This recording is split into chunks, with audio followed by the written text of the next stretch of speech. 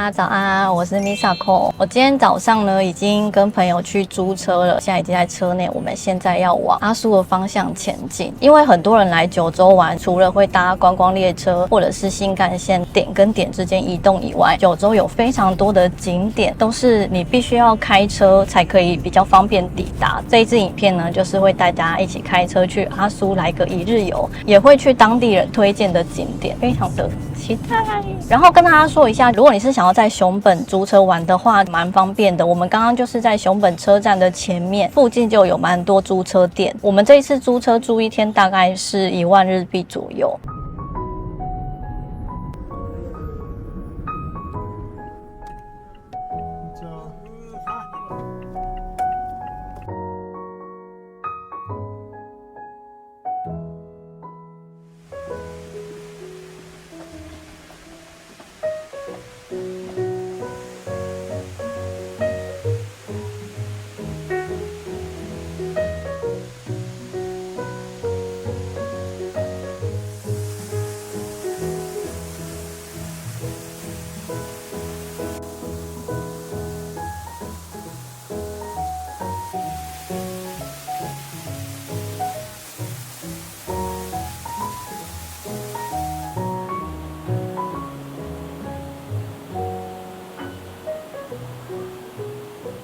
有看到我背后一整片的瀑布吗？我现在来到了熊本近年变得非常有名的景点，叫做郭瀑布。它的特色就是背后一整面的瀑布墙。跟大家说一个小知识，现在的熊本车站，它的外观就是以郭瀑布为形象去改造的。高度呢有10公尺，宽度有20公尺，实在是非常壮观的一个瀑布。你可以从外面像我这样目前这个角度来观赏这个郭瀑布，你也可以绕到郭瀑布的内部去感受一下它瀑布带给你的威力。近看真的非常的壮观。那因为它现在变得非常的有名，现在是完全采预约制，你必须要先在网络上预约才可以来参观。但如果你真的没有在网络上预约到的话，现场也是可以看情况，说不定会有一些空额，你就可以马上进来参观。这里应该还没有很多的台湾人知道，推荐给大家来这里吸收一下芬多精。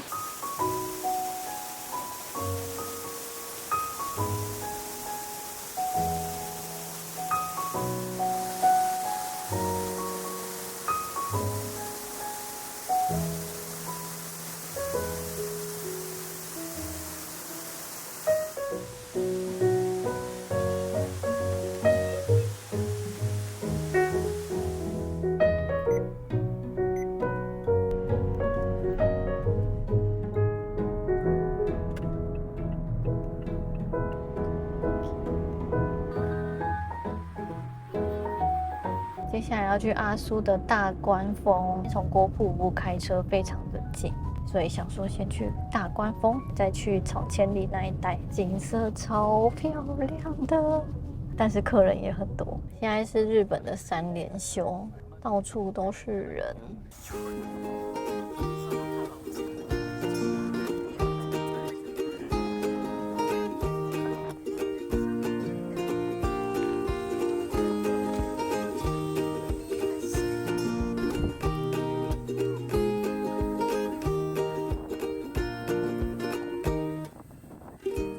我要爬去那边，真的是疯了。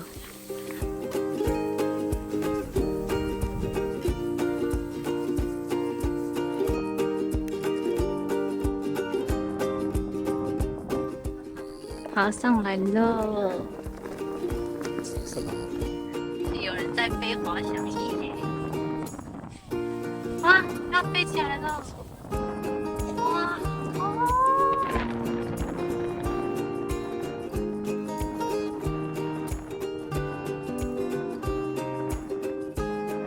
我现在已经上来了阿苏的大关峰上面，这边真的是视野超级好，因为加上今天天气超爆好，所以可以看到非常清楚的景色，但是有一点雾气，所以其实山峰就没有办法很清楚的拍到，但还是很漂亮。而且从大关峰这边是可以看到阿苏五岳的，这边的话是离草千里还有米种比较远，但我们等一下也会开车过去。这边真是天气超好的。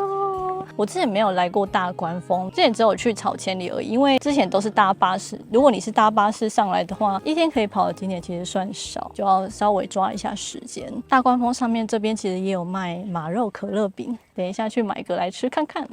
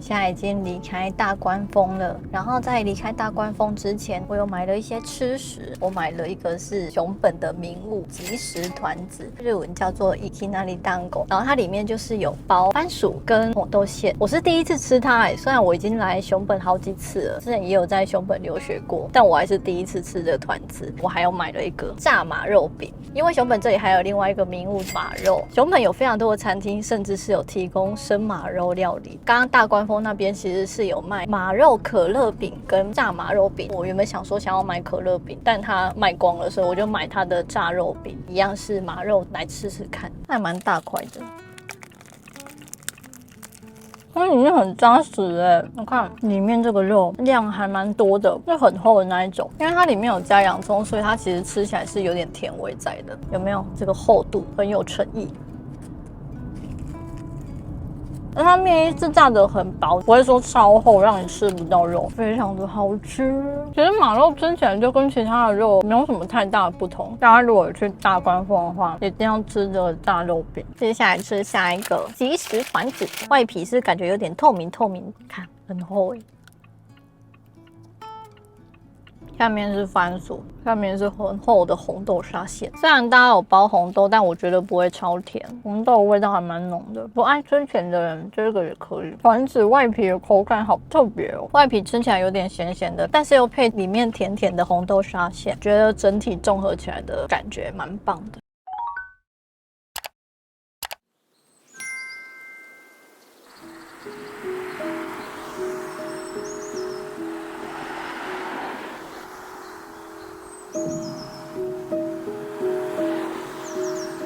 我们现在已经来到米种了，但是因为现在已经9月了，所以它其实看起来没有那么绿。怎样？你怎么没有尾巴？啊？你怎么没有尾巴？什么？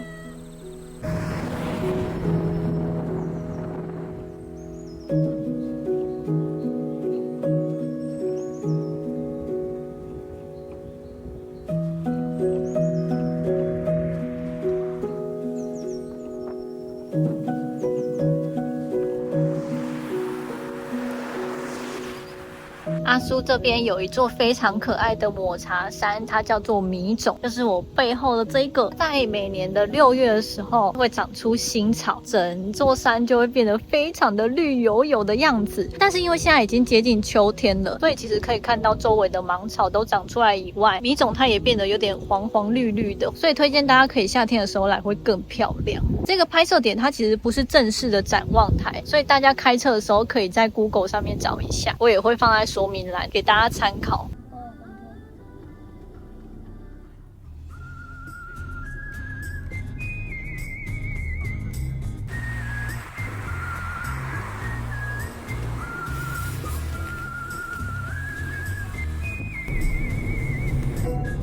まもなく目的地付近です。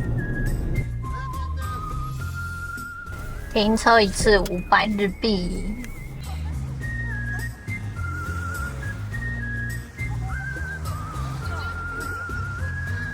我现在来到草千里了，好漂亮哦！果然阿苏就是要绿色的时候来最好看，当然冬天的时候全部都覆盖上白雪的时候也非常的漂亮。这边有很多大便，大家走路要小心哦。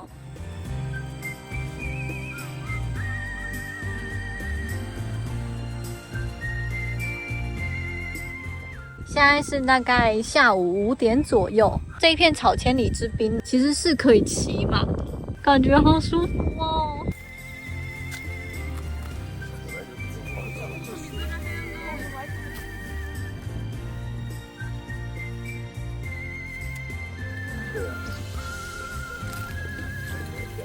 我后面刚好有一座可爱的小山，它绿绿的，看起来超 Q 的。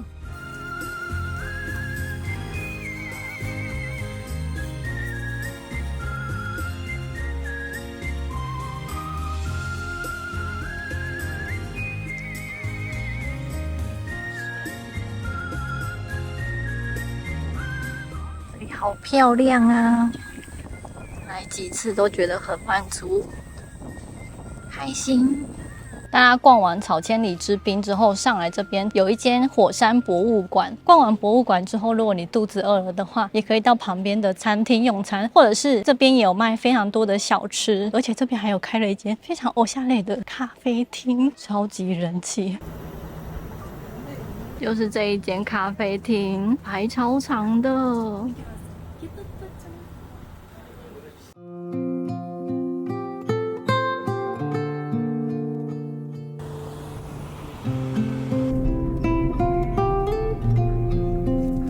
又发现了一个看米种的好地方。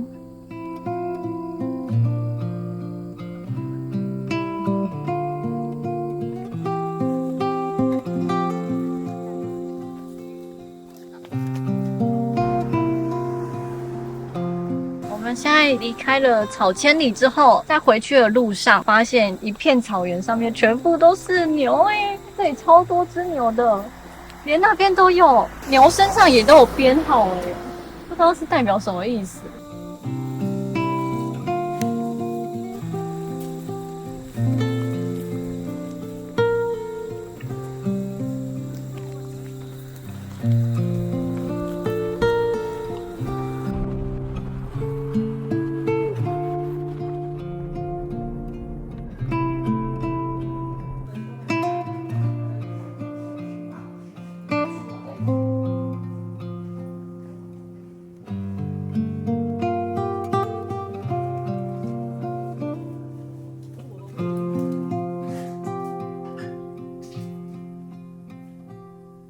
大家现在已经抵达今天晚上住的饭店。我今天跟朋友是住在阿苏，因为明天还有要去其他阿苏的地方。大家看，它就是简单的温泉旅馆，然后我们预约的是一般的合适。那今天的行程就先到这边，晚安，明天见。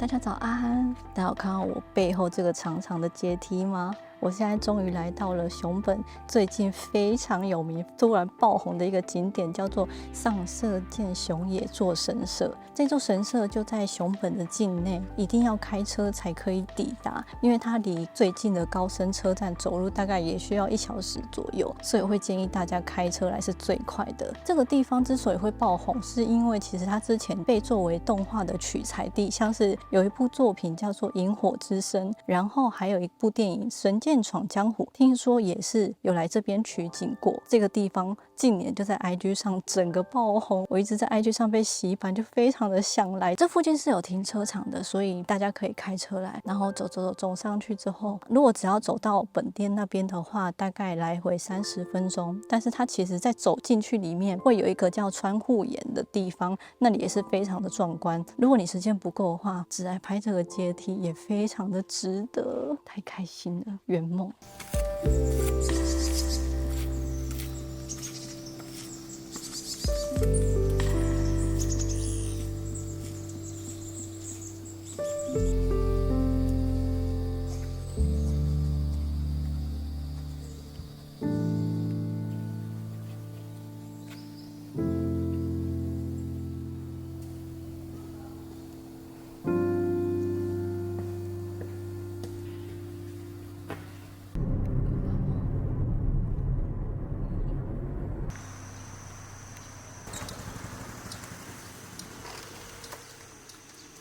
一个人100块日币。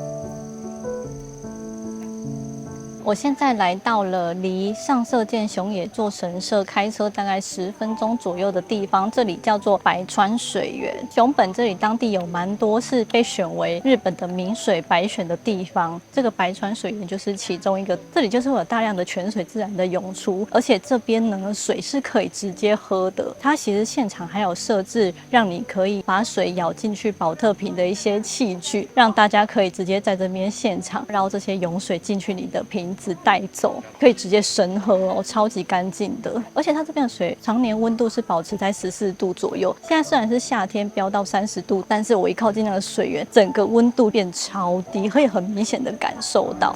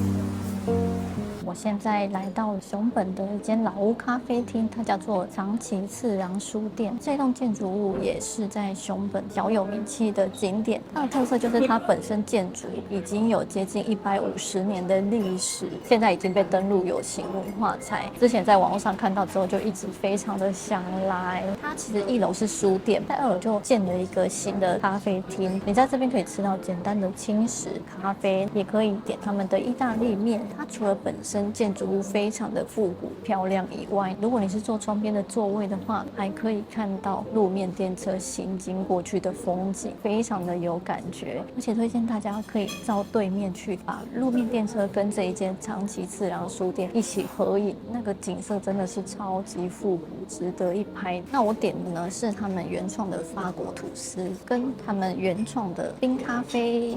那我们来开动。